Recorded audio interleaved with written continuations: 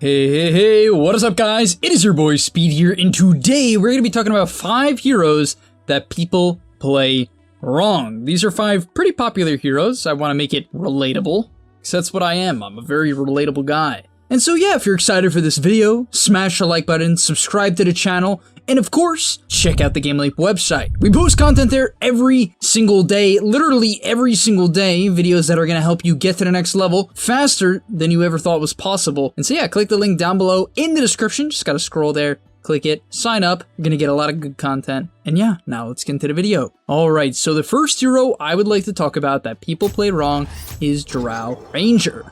Now, the thing I want to say about DROW is I think there's a lot of stigmas about this hero that need to go out the window. Now, I do think in the upcoming patch, DROW will get changed, but nonetheless, the hero will stay about the same. Usually, Valve isn't that crazy. But what are the stigmas that I see wrong about DROW? Number 1, the hero is a fighting hero. And number 2, the hero has to push towers in the early game. Both of these are somewhat right in the right circumstance. Let's say you have a Medusa in your mid lane and you're playing DROW. You have a Medusa mid, okay? Does the Medusa want farm? Absolutely. So in that game, DROW can be a fine farmer. Does that mean DROW has to fight for 30 minutes straight and have no items? Absolutely not. But you want some sort of balance. Now, let's say it's a very good DROW game. The enemy team has no jump, they have no catch, but they could kill you in the early game because you're a DROW. Well, what you want to do is farm your Dragonlance and then go push towers. That's because it's a perfect DROW game. The enemy team doesn't have a good catch, they can't get on top of you, and you can easily siege tier 1 towers. But after you take a tower, go back to farming. Do you guys kind of see what I'm saying? This hero can adapt to the circumstance. It can fight if needed, it can take towers if needed. And let's say it's a really bad DROW game, but you know you'll come online when you have a Manta, or a BKB, or a Hurricane Pike. Maybe they have a PA and a clock, and you just need the Pike to disengage from that. Okay, play for that timing, farm the triangle over and over and over again, and it's a good thing. Way too often do I hear this idea in Dota, that it's bad that carry players are farming, that Arteezy is still farming, that oh my god, they lost to OG because they just kept on farming. Sometimes, guys, it's a good thing to farm. And your hero is strong at 30 minutes, and not 3 minutes. And then the last thing I want to say about DROW that I think people do wrong is they invest way too much into DPS items. Now DPS is great on DROW, but I really recommend your build goes as follows. Treads, a Wraith Band, a Wand, or another Wraith Band depending on whether or not it's a good Wand game. After that, a Dragonlance. Then things get a little bit sketchy, but I prefer this build in particular, Dragonlance into Manta. I think it's really good DPS, a good defensive option, and just a good mix between the two. It's so much agi, and Manta is just a great item on DROW. Movement speed for positioning, high DPS, and you know, even the Manta split push is quite useful. So yeah, I love that overall. Alright, next up on the list, we have Ogre Magi. So the first thing that I see people doing wrong on Ogre is how they position at the start of the lane. So what they do, and by the way guys, this applies to every single lane bully in the game. What it is that they will start the lane behind the creep wave. They'll stand next to their carry. Now, why does that not work on Ogre? Why does that not work on Treant? Because you're a melee hero. Not only that, your biggest power spike in the lane is literally at level 1. So if you sit behind the creep wave at level 1, you are actually throwing away your biggest advantage of the game. It's the same thing with Undying. It makes me cry. I actually sob at night when I see Undying players being passive at level 1 and trading from in the creep wave. If you are strong at level 1, you want to walk to the left or the right side of the lane. Now it depends if you're on Dire or Radiant, but you get my point. Hide in the trees, wait for the lane to meet, or zone them before the wave even meets at all. You can do that. There's pros that do that. Maybe you guys can watch some replays and see it. You'll see what I mean. But nonetheless, go aggressive. Start from the trees, hit them from the side. Spam your spells. And one of the last 2 things I want to mention about Ogre is spell casting. Do you know how many ignites are wasted in Dota? It's tragic. It's genuinely a Dota tragedy. Throw your spells, let's say ignite in this case, only if it's either a 2-man ignite and you're level 3, so it's good DPS, or you can follow it up with right clicks.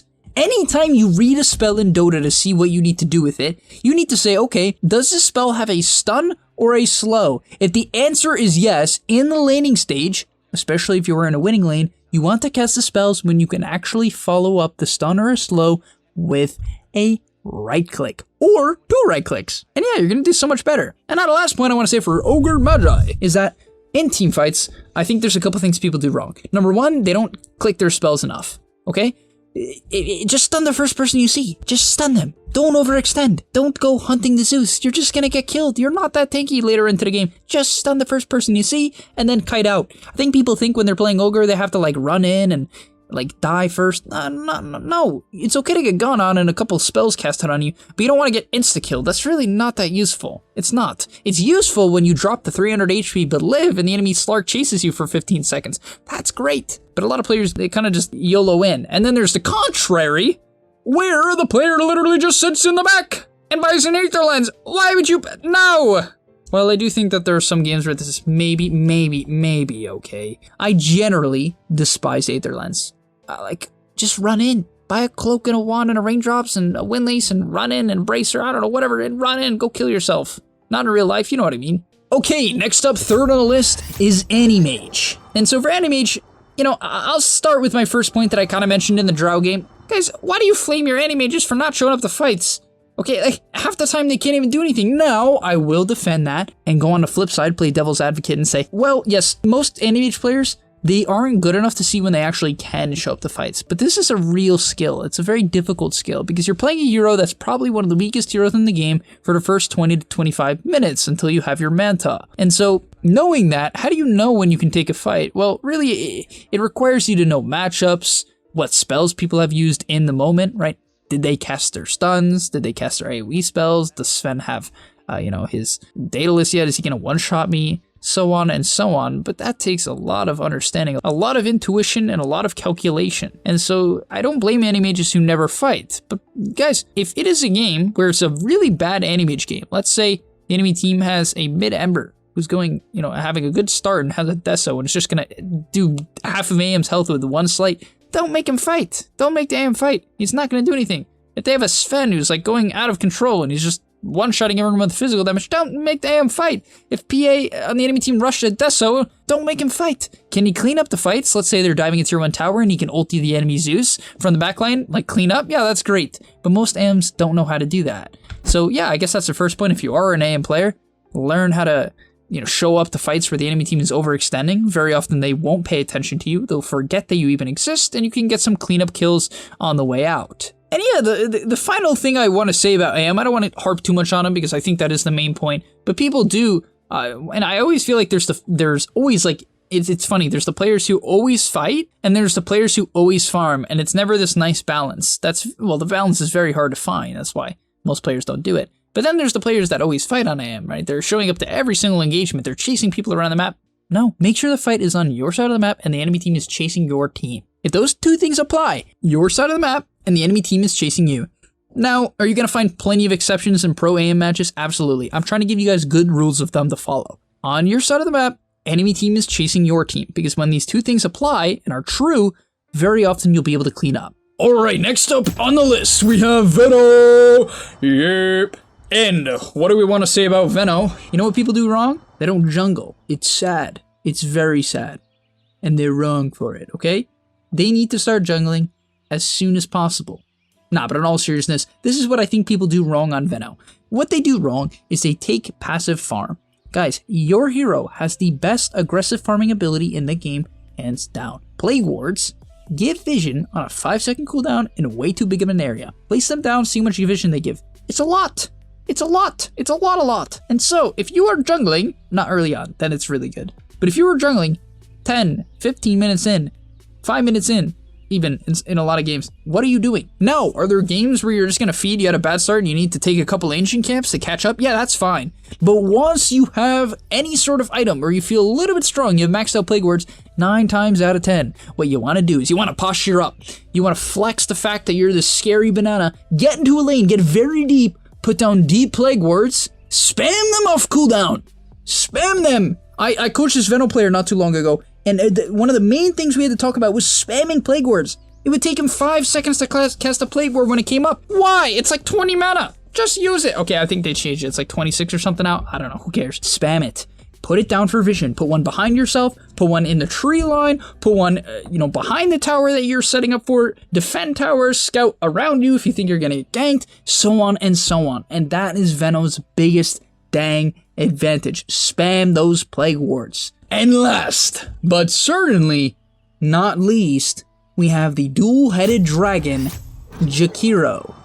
Now for JAKIRO, I would like to reinforce the idea of not starting the lane behind the creep wave.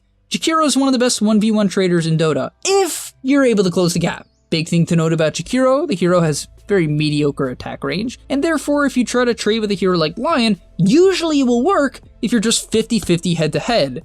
But the thing is, a good player won't let that happen. A lot of players won't let that happen. They'll play at their max attack range, they'll stun you from max range, they'll kite you. And so what you want to do is play on the left side of the trees so that they can't see you coming, play around the tree lines, and then when you get into melee range of the enemy hero, dual breath, and you can abuse the fact that you have an attack speed and a movement speed slow that is 28 LO1, one of the highest in the game, and it affects both of them. It's also an 100 damage nuke, a really ridiculous spell. Dual breath is genuinely ridiculous, especially if you can happen to hit it onto two heroes. It's basically impossible for them to trade at that point, unless they have some very specific heroes. So yeah, that's the first thing I'd like to say. Don't be afraid to play around the tree line so you can close that gap and abuse the fact that, your Q is really good, but your attack range is not. And now, there's a couple things I want to say about the mid game. The first one that I saw within one of my students recently was his ultimate, Macropyre. This is one of the most incorrectly used spells in Dota. I would be willing to argue maybe the most incorrectly used spells in Dota. People treat this spell like it's frickin' Ravage. Guys, I don't even care. If you're playing JAKIRO and you made a quad stack, just Macropyre it. I don't care at that point. Use this frickin' spell. It's really not even that good unless you have very specific circumstances, because it's a 60-second cooldown and people can walk out of it. Now, is it good? Yes. So when you want to use it, well, what you want to do is if someone else on your team has a stun, lead with Macropyre. People, when they play JAKIRO, they go into the game and they have this Ice Path mindset, especially mid-game, late game. They're like, I have to lead with Ice Path. It's a long-range stun. No, you don't. If you have a Kunkka, let him do his stuff first. It's reliable. He's not gonna miss. Let him do it. Throw the Macropyre on top of his spells, follow up with Ice Path. I don't know how many players get this wrong, but it makes me want to blow my brains out. Use Macropyre. Also, use it for solo kills. You notice how I said if your Kunkka X's someone, can Kunkka X more than one person? No, that's because Macropyre does not need to be used on more than one person. It also does not need to be used to block off an area. You don't have to use it in some crazy way. Just throw it the frick down and blow someone up. Burn them to death. Make sure they die ASAP. And yeah, I think this is a really important concept on JAKIRO, because people go for these massive plays with JAKIRO spells instead of just getting a kill, right? Instead of treating his spells like low cooldown, really nice spells, right? Ice Path is a 9-second cooldown. Macropyre is 60. It's really nothing. And that's my last point. It's 60. And by the way, dual breath is really good at clearing waves. So what am I going to say? If you're playing a pub, max your dual breath. I'm a huge fan of this playstyle. Macropyre creep waves if the enemy team is coming. If they're not coming, use your dual breath, right? Save your ultimate. But if they are coming and they're coming to push a tower, yeet down your ultimate, TP out if they're going to dive you. Or you don't even have to. You literally can just yeet down your ultimate, make them dive you, cast an Ice Path to stall, cast a dual breath to also stall, waste their time, deal half of their HP, make them run through the Macropyre, kill off their creep wave, and stall the push. And you can do all of this by yourself. This is not requiring you to show up to a team fight. Split push, split push, split push. I've been having one of my students do this recently to great success, and I hope you guys can do it as well. So thank you for watching. I hope to see you in the next one, and peace. Before you leave, just want to say a quick message. If you're trying to get better at Dota or you just enjoyed that video, I know this is pretty general and you're going to hear this quite a bit from me, but I recommend you sign up to GAMELEAP.com. Why? Because I put a lot of effort into the content over there, and generally the effort I do there is different from the content you're going to see here on YouTube. It is different. In fact, I usually go a lot more in depth on topics or into niche topics that help you get to the next level even faster. Because on YouTube, I often have to keep it more mainstream, and that's even why I'm putting it at the end of this YouTube video. That's why this is at the end, because a lot of people just watch 5 minutes, they skip through just for like the dopamine spike. But if you are interested in actually getting better at Dota, I recommend you go to the description down below, get your discount right now by clicking the link, sign up, use the discount code that you're going to see there, and I hope to see you there right now. So click it, and yeah, thanks for watching.